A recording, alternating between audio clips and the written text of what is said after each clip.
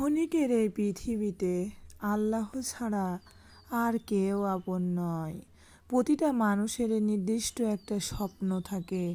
কেউ ডাক্তার হতে চায়, কেউ ইঞ্জিনিয়ার হতে চায়, কেউ বা আবার শিক্ষক হতে চায়। আর সেই স্বপ্ন পূরণ করার জন্য আমরা প্রাণপণ দিয়ে চেষ্টা করি।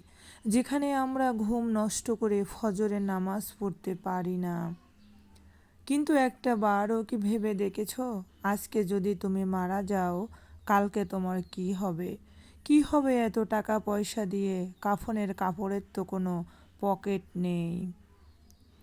যাদেরকে পাওয়ার জন্য তুমি এত কিছু করছো, কি হবে তাদেরকে দিয়ে?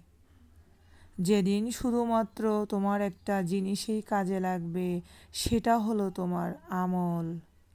আর পৃথিবীতে তুমি যদি সেই আমলই না করো, তাহলে তোমার কি অবস্থা হবে সেটা কি একবার ভেবে দেখেছো?